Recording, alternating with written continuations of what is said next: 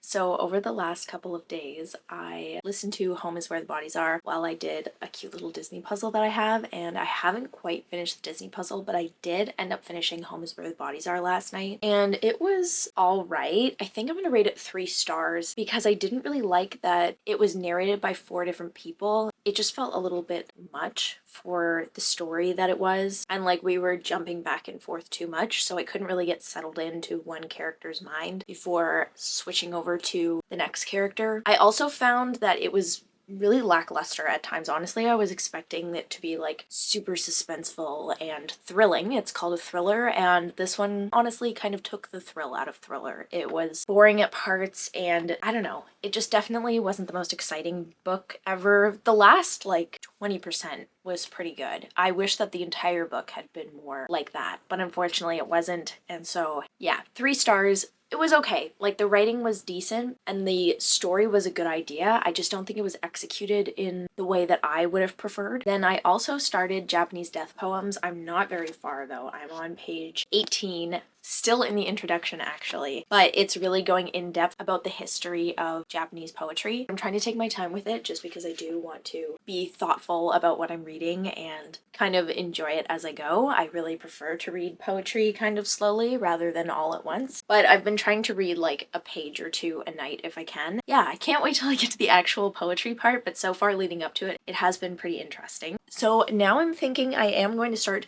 2 new books. I wasn't going to, I was just going to pick one one, but I ended up getting Patrick Stewart's autobiography, which is also narrated by Sir Patrick Stewart, so that's gonna be so much fun. But anyway, I got that from my library. It was finally available, so I checked it out right away. So I'm gonna be listening to that audiobook. And then I also wanted to read a physical book, and since the last thriller I read wasn't the most thrilling, I thought I would go with a Stephen King because he has yet to fail me. I figured I would pick up Billy Summers because I always hear really good things about this one, and it's not a horror, it's more of a thriller, and I'm still in the mood for like being thrilled. Yeah, I think this one's about an assassin or something. I'm not entirely sure, and I didn't want to spoil it for myself, so I didn't read the back blurb. But it is a bit of a long one. It's over 500 pages, so it definitely might take me a few days, but hopefully it is good enough that I won't want to put it down. I think I'm actually going to start this one right now, and then maybe tomorrow or the next day I'm going to finish that Disney puzzle and start Patrick Stewart's autobiography.